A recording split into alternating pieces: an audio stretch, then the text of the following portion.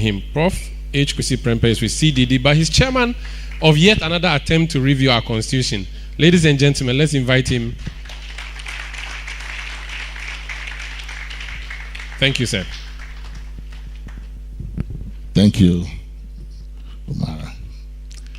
Good evening, and thank you for including me on this program. I think my good friend Kwesi Ajabin is correct when he says that this is indeed a job he never sought and never lobbied for. And I think it is clear from his presentation that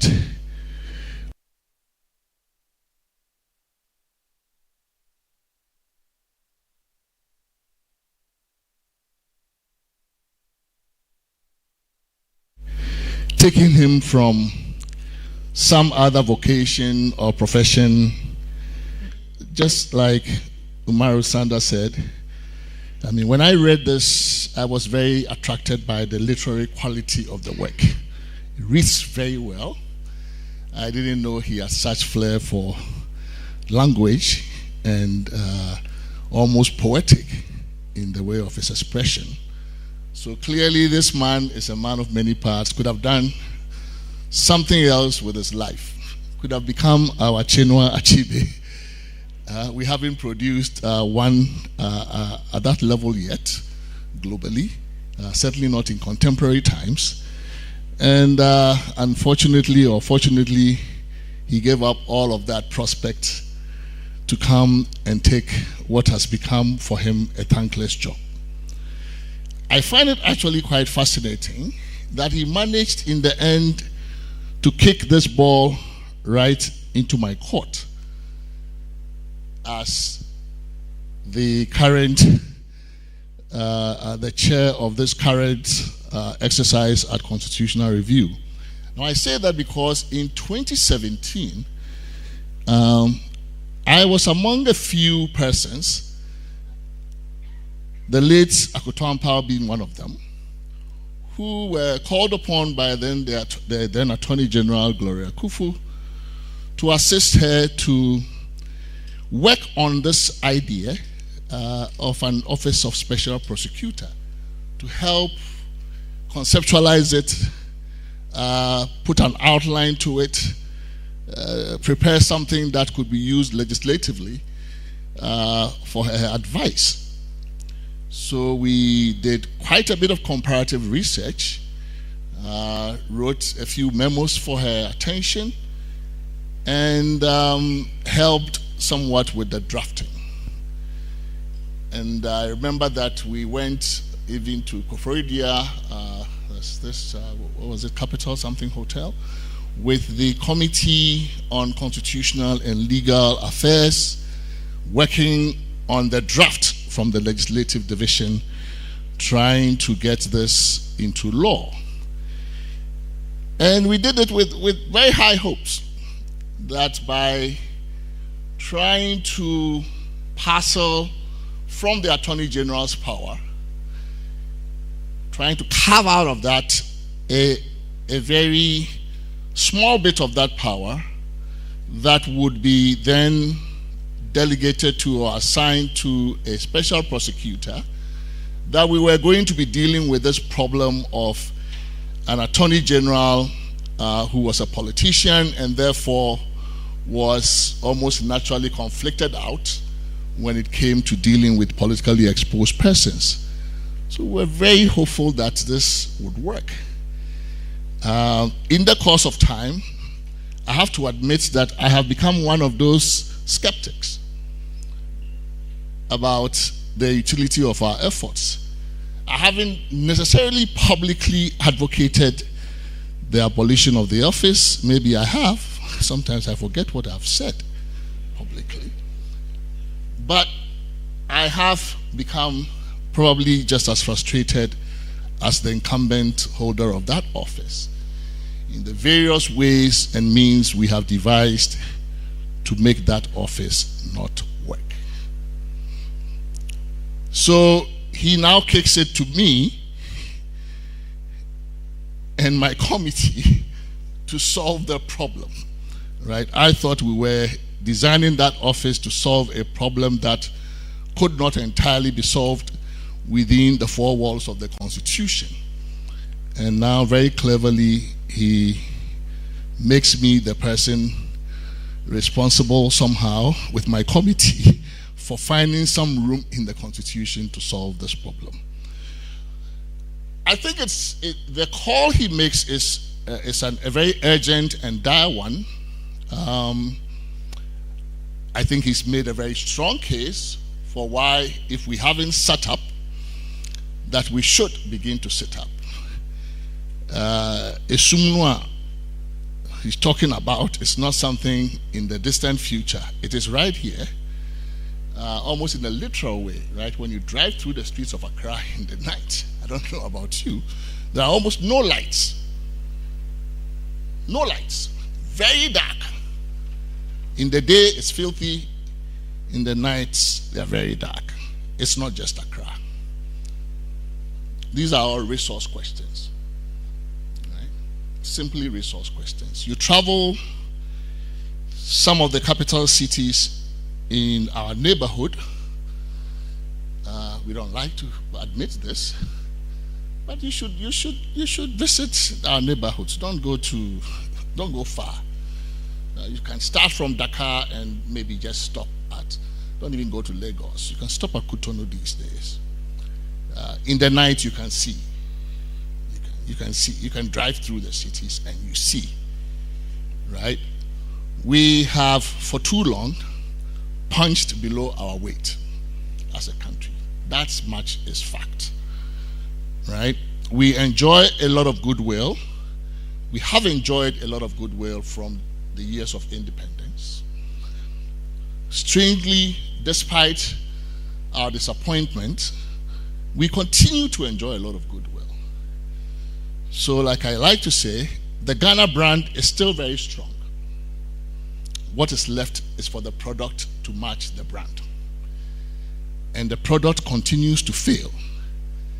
Many who come to our shores to taste the product for the first time, attracted to these parts by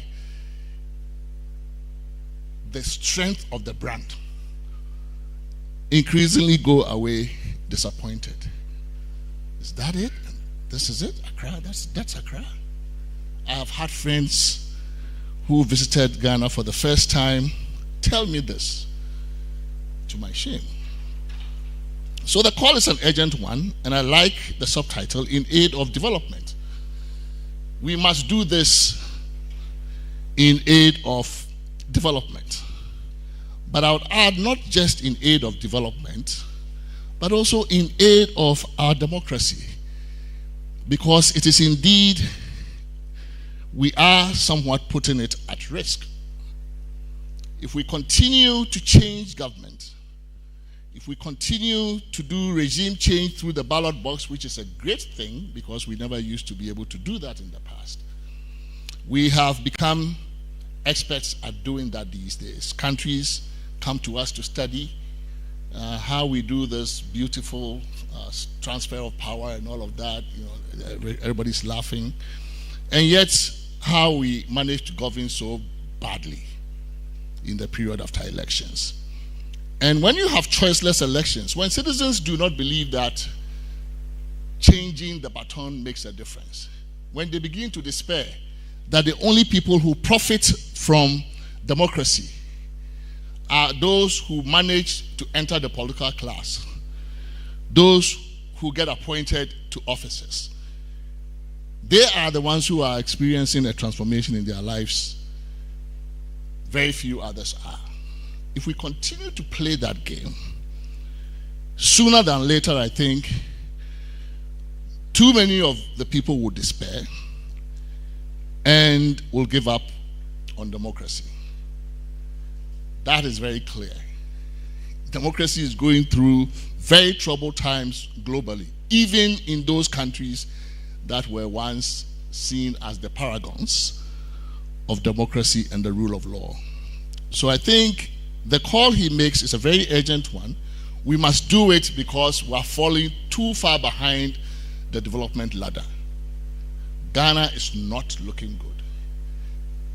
I went to Kumasi just this past weekend. I almost never fly. I've only gone by air to Kumasi once in my lifetime. It was probably paid for by somebody. On my own, I always drive. And it's a tortuous journey, right? It is just, these are the two largest cities, right, in the country. And that is what links the two of them. Not too long ago, I did a similar journey on the other side, on the coastal side, going for a funeral somewhere in the Brakwa area in the central region. This is the link between Accra and where we send our visitors who come. 30 December, wherever. We send them there to see the forts and all the slave tourism. Don't we feel shame? How we travel that distance and the risk to our lives. I mean, this is not right.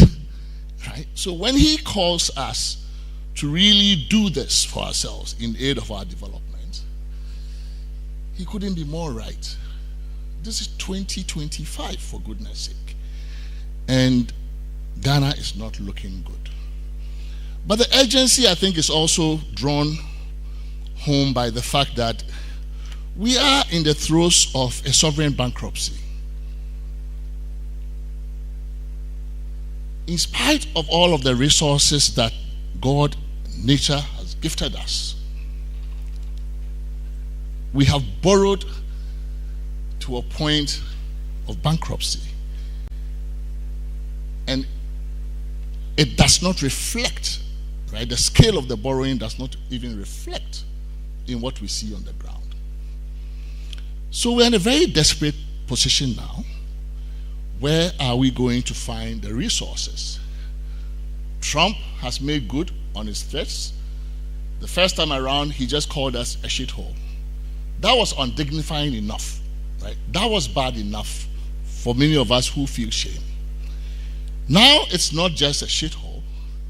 He says he's not going to open his purse strings to finance your health, any portion of your health bill. The USAID is going to go kaput. Now he says even the Foreign Corrupt Practices Act. You know, the US used to have this law. If you're an American company, you were by law, by US law, prohibited from using bribery and corruption to win contracts abroad. He says, he's going to do away with that. Why do we have to help these countries that are corrupt already to fight corruption? So he's going to take care of that too. In other words, as every other country looks inward, increasingly countries in our part of the world are going to be on our own. So the call is urgent, right? And there are too many reasons, I believe, why we should heed that call and do so now. So I think the points made are really very critical.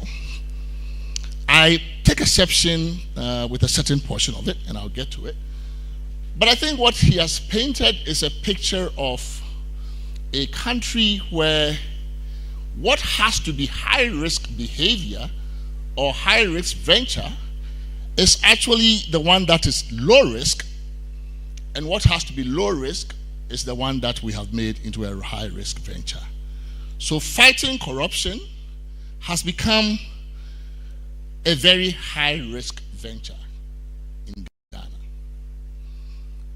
while corruption has become a low-risk enterprise.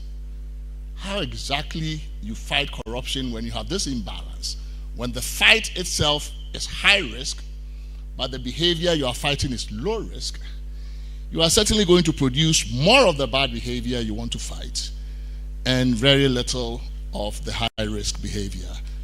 So I think he makes again a call for us to reverse this order. There's no way you can fight corruption when the cost of fighting it is greater to the person fighting it, to the institutions fighting it, than the corrupt conduct itself. Right? So the way to go about the essential plea he's making, let's make corruption the high risk activity and spare him and his officers at the OSP the risk to their reputation, sometimes to their lives, that come from trying to stand as the one who is fighting corruption. He also tried to allude to the ways in which perhaps we should re-examine some of our norms as a society. And that is a very famous, it's a very common way in which we talk about the corruption story. So you usually hear references to our gift-giving culture. It's like hospitality, right? We're not the only gift-giving culture in the world, right? I think that showing appreciation for acts of benevolence done to us by other people is actually something unexceptional globally. Most cultures do that. Most cultures do that. They expect that the person who benefits from an act of benevolence or charity would express in one form or the other some form of gratitude. And in fact, within the traditional cultural setting, where we see these acts enacted, so well, if you went to a chief's palace, you can't go there without anything, that. True. But I do not think that culturally that is where the cultural roots of corruption lie. Right? Because those acts are done transparently. We all know about it. It's a rule. It's a rule of conduct. We all know that when you go to the chief's palace, this is the protocol. It's like the price of admission, right? It could be like the filing fee you pay at a public office, right, to get forms to do certain things. There are other ways other analogies we can apply to contemporize that act we perform when we go into the chief's palace to plead our case.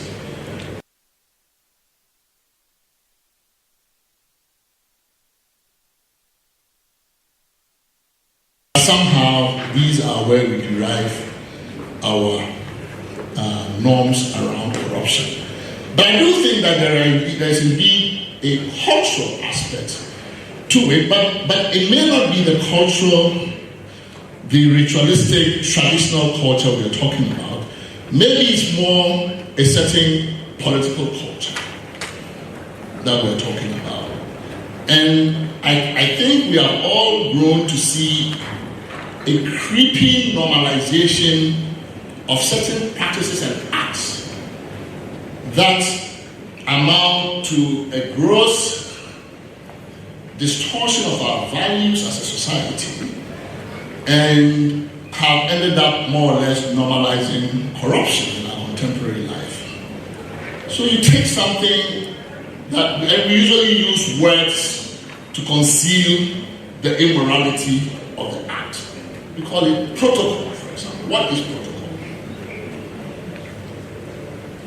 It has come to signify all manner of things, a catch-all phrase for somehow getting to enjoy a scarce public benefit through the beneficence of a patron who has access, privileged access by virtue of his office or power to the distribution of this benefit.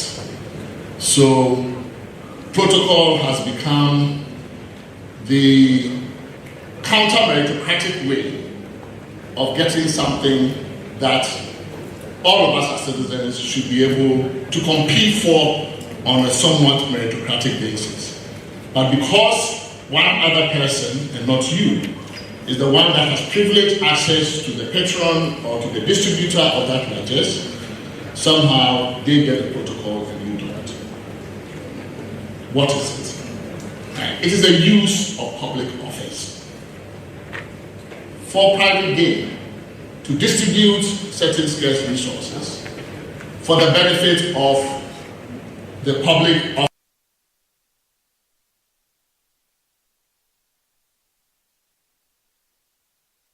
co-partisans and the like. We have normalized it. So that now we can even, should protocol be 10% or 15%? Maybe reserve 20% for protocol. What is it? Right? It's corruption.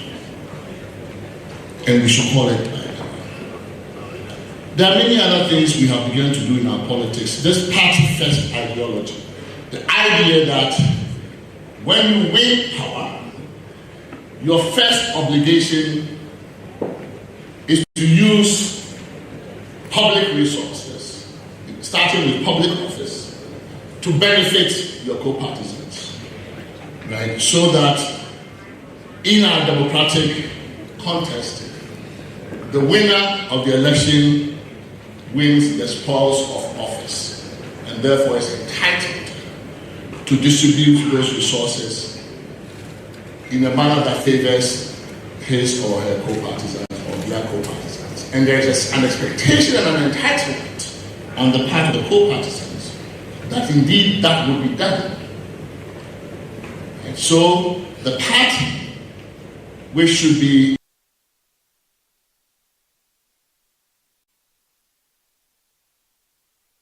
policy making, is now turned into a mutual benefit society that puts itself above the nation and above the nation's interest in the distribution of public goods and services. Sometimes even to the point where public, even like roads, even things that are public goods. Sometimes you don't understand why something is going around your house and it doesn't quite get there, then it goes next door. Even roads and streets in the neighborhood sometimes are diverted in that direction. So these are certain things that are taking root in our politics that is leading to the legitimization and normalization of corruption, because they have become accepted practice across the political spectrum. Another one, what is in a public office for? Why is it that when your party wins power and you don't get a certain public office, right? If public office was for public service, some of the ways in which we clamor for public, my cheese also coming, following from the old man.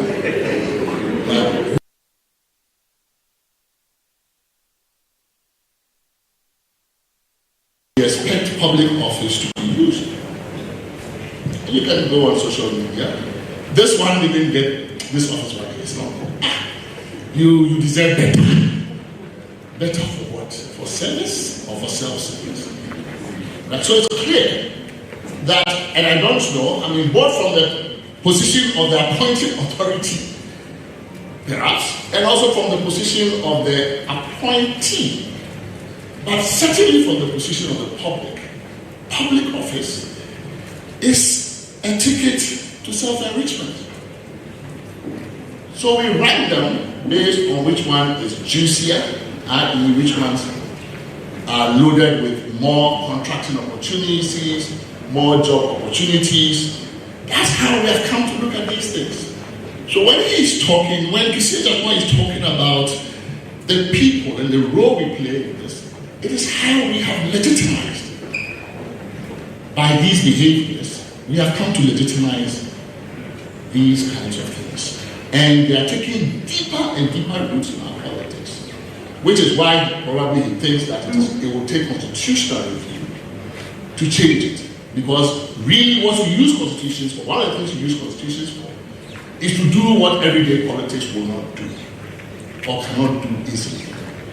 Right? So if the political class is not sufficiently incentivized to act on something, or if they are likely to act on it in perverse ways, that sort of thing is a good candidate for putting in the Constitution. So I can understand why he's talking about this way.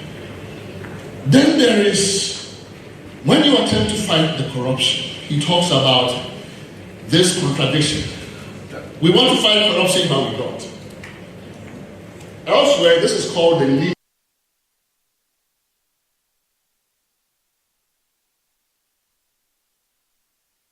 done about a problem.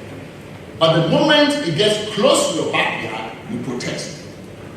So you don't want it done to you or to anybody closely related to you, but you want it done to the other side, to your rivals.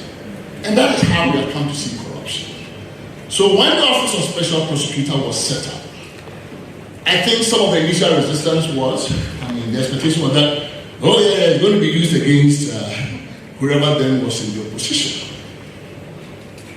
So when Kwesi Ejabe started then to step on certain toes, then the calls for either his removal or the disbandment of the office and the like then began to come from him.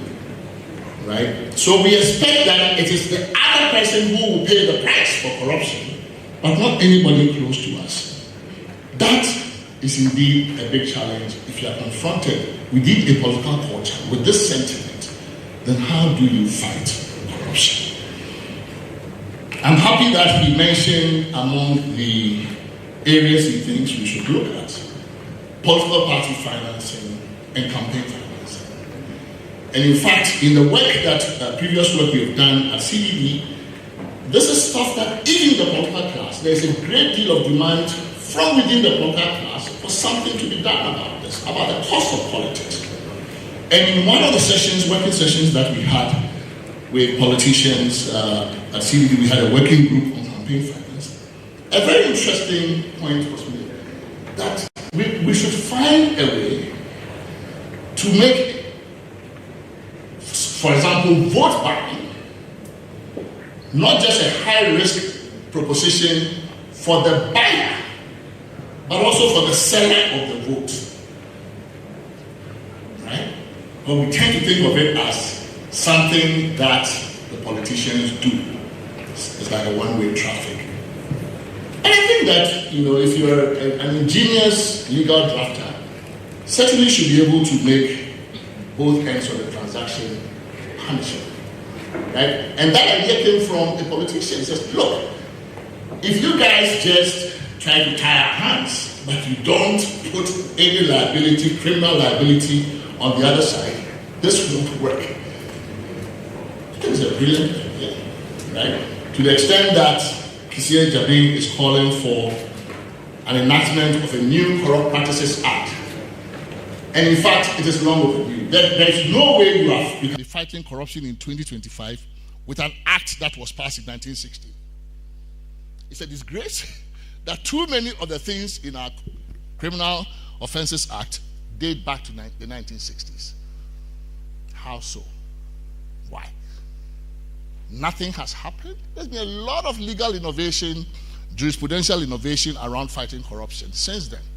Plenty. In the countries that believe the most in democracy and the rule of law, a lot has changed about fighting corruption.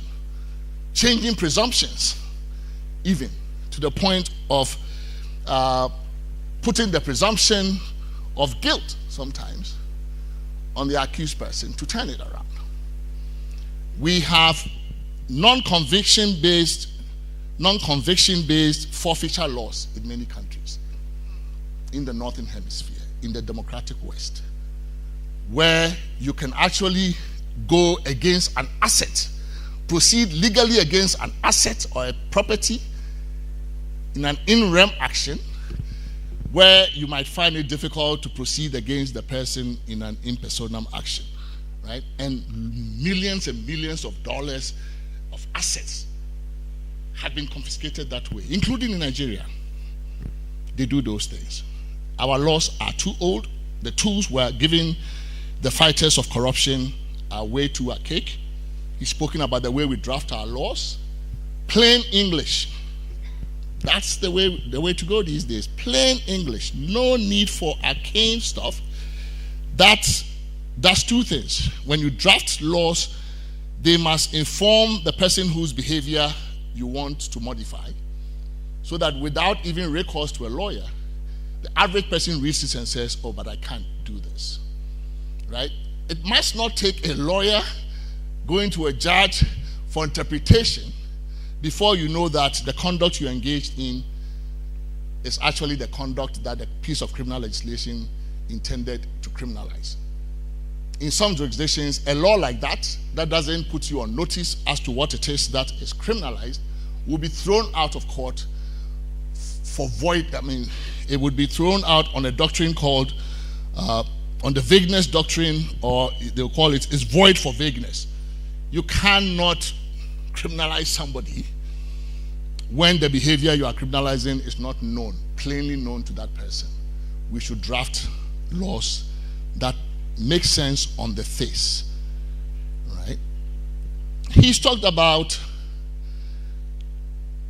unexplained wealth laws.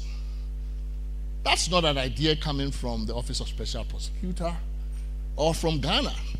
Unexplained laws are all over the place now, in developed countries, in democracies, in countries that take rule of law seriously. And in fact, the principle is already in our constitution. So I'll get to answer some of his points about what we should do with the constitution. The constitution already gives a positive nod on the anti-corruption side through many provisions. Let's look at Article 286 and the chapter of Code of Conduct for Public Officers, chapter 24. There is Article 286, section 4. Any property or assets acquired by a public officer after the initial declaration required by clause 1 of this article, and which is not reasonably attributable to income, gift, loan, inheritance, or any other reasonable source, shall be deemed to have been acquired in contravention of this constitution. What does it mean?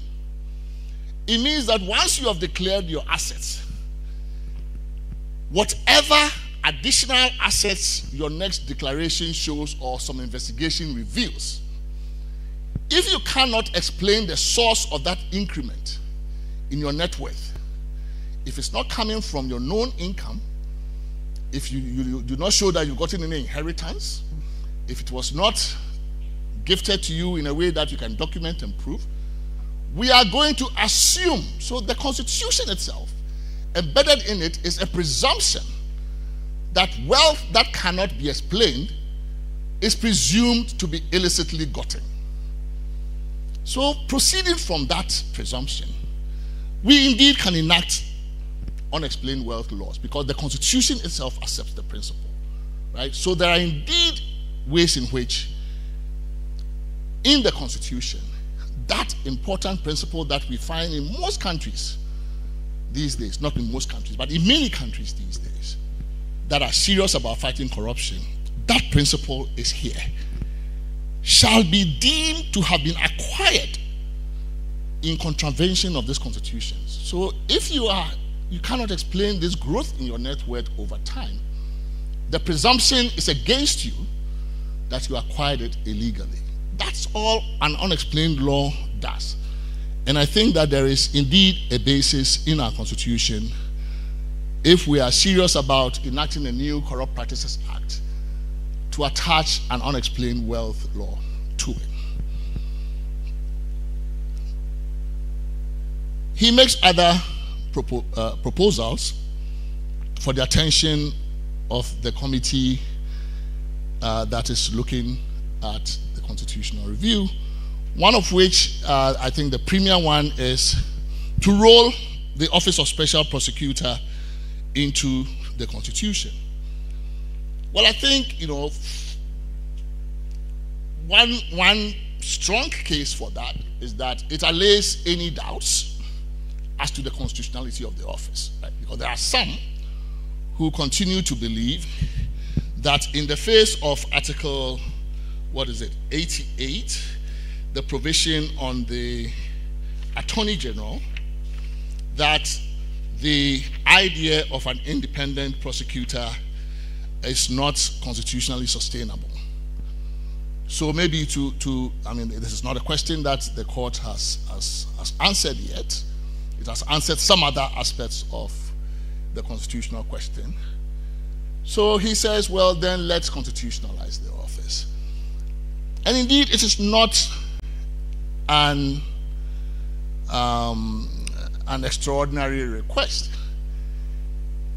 In a growing number of countries, including in Africa, the prosecutorial power is taken away from a politician attorney general.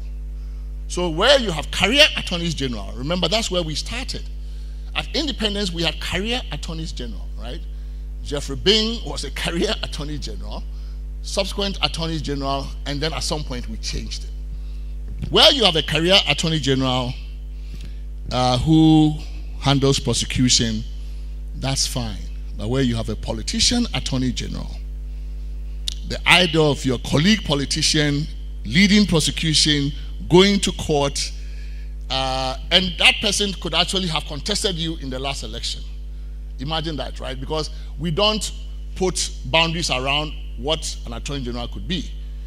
It could be an MP, attorney general, or it could be just a minister. But we don't have any boundaries around it. So you could actually find the person you contested in the last election who feels some time, but that doesn't say anything. What does time mean? Do I have 5 minutes or do I have 2? I get your point, right? So I think that the case for that can be made, right?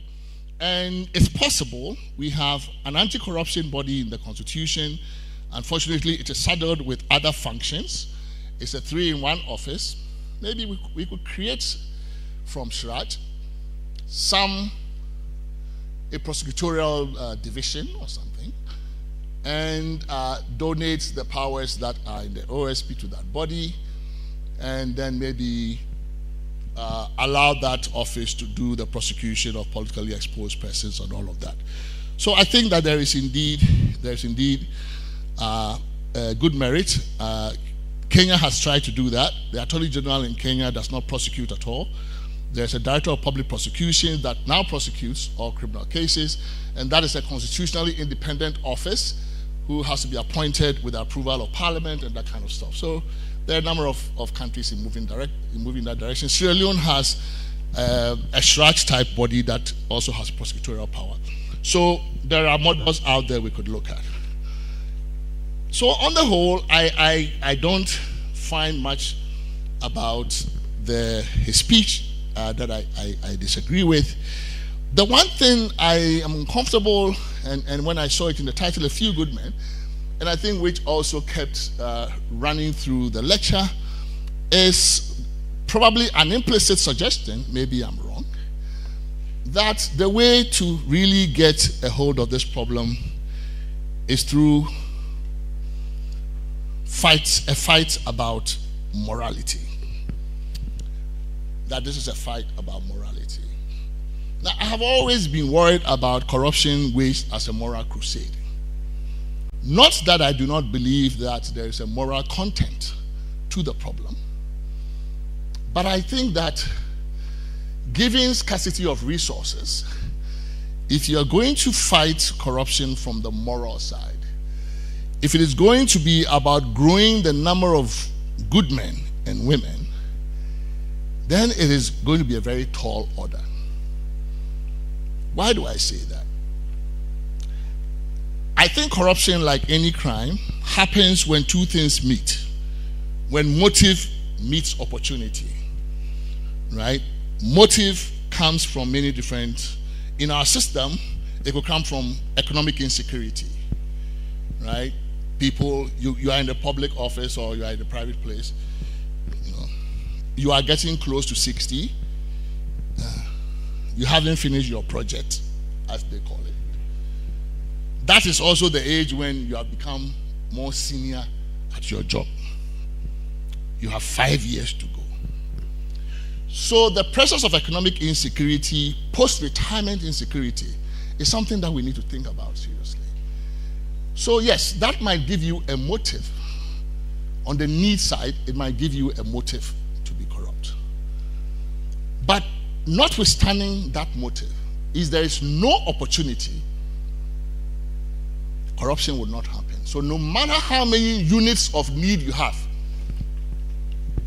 if M, the motive, times O, opportunity, if opportunity is 0, no matter how high your M, the product is still M times 0 equals 0, right? So you cannot, if you leave your house today intending to pickpocket in Makola, you have the motive.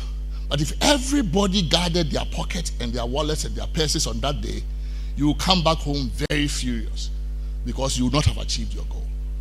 So motive needs opportunity for a crime to occur, for corruption to happen. In our system, motive is plentiful. As everywhere, human nature, motive is plentiful. Need is one, greed is another. Sometimes greed, even your values, the values in the society push you, right? So greed could also actually give you the motive. In a system that rewards corrupt people and that actually vilifies the upright, you might have a motive to be corrupt. But again, so I don't say that the motive side is not important, that the moral side is not important. It is. But given scarce resources, I think that an office of special prosecutor, any government institution, should be designed around making sure that the opportunities for corruption are reduced. Right? And so my equation, the famous equation for corruption, C equals M times O, where M is the motive and O is the opportunity, and all of that divided by S, which is the sanction, right?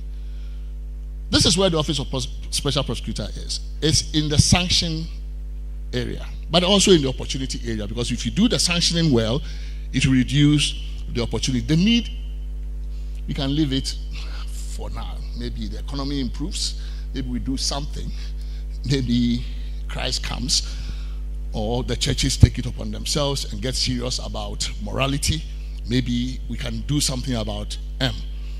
But I think if we have to wait for a few good men and women, the enterprise of fighting corruption is going to be very difficult. So I would actually say that in our system, the reason why corruption is so huge in scale, it's not just because the motive or the M is there. It is everywhere globally. It is because on top of this M, the opportunity for corruption is so vast and ample, and the sanctions so weak and non-existent, that it is bound to be on the scale we are seeing. So we should spend more time on trying to unravel this opportunity problem. Some who have studied this have said, well, the opportunity is high partly because discretion is very high. It's true. When you read the laws of Ghana, you think, this is a very interesting country. Why give any public office holder so much discretion? So you say, okay, we must do the oil allocation, block allocation by competitive bidding. However, the minister, in his discretion. Wow. So what's the minister going to do? Discretion. Right?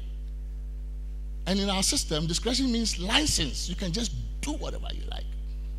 Say, oh, but I have discretion. So you undermine the law that you have passed to encourage transparent, accountable, competitive, meritocratic allocation of a resource by giving discretion in the exception to the public office holder. We do it in our procurement laws. You say, oh, you should do competitive bidding, but however, sole sourcing. And then we undermine it. So discretion creates ample opportunity for corruption. It makes the O go up infinitely high. You're not going to fight corruption in the natural resource sector by passing a law like that. No. And that is why the Constitution framers in their wisdom also put Article 296 there. But we have almost read it out of the Constitution. It says, whoever makes a decision, it cannot be capricious. What does it mean? It means we must know the reasons for why you make certain decisions. Publish the reasons. Let us see how you make it. Let us be transparent. So there are some tools in the Constitution, even as we find it today, right? The Constitution is not perfect. No Constitution can ever be. But it does have something. Some things in there that can be the basis of a very credible fight against corruption. But I think our legal institutions, including our legal doctrines, are way too archaic for the times. We must embrace a lot of legal innovation, including some of the ideas that Kwesi Ejabeng has put forth. Right? We must embrace a lot of legal innovation because corruption mutates from day to day. When you are in a developed country, the laws are changing all the time to catch up with corrupt behavior. We are relying on the 1962 to do the fight. It is not fit for purpose, right? So I commend my brother for really this wonderful lecture, and he of course invites our sympathy. He feels like a guy who believes in the guy is dressed like some funky guy. He wants to have a cool life. Here you are, you say you should go and fight corruption, and now you don't want him to do the job too. But I think there are ways in which we can do it. I don't think constitutional review is a silver bullet. I think every one of the efforts we have to review the Constitution, to plug holes, to enhance particular institutions, I think we must take that opportunity. I happen to believe our Constitution is too permissive. It's not sufficiently regulatory. It assumes almost that the system is going to be worked by angels. No system is going to be worked by angels. So we must actually, without assuming that anybody is going to be an angel, that's how you write a good Constitution. Assume the worst, that you are not going to get angels, that they're going to be mere mortals who have a lot of to do bad things for self-interested reason, and then it is for you then to narrow the opportunities for that to happen, to increase the sanctions, to make sure that these things don't actually fester. So I think that is, for me, the nature of the project that is before us, and I think we should all join together to make this work. Darkness has befallen us already. It is not about to befall us. It has befallen us already. The time to act is now. Thank you.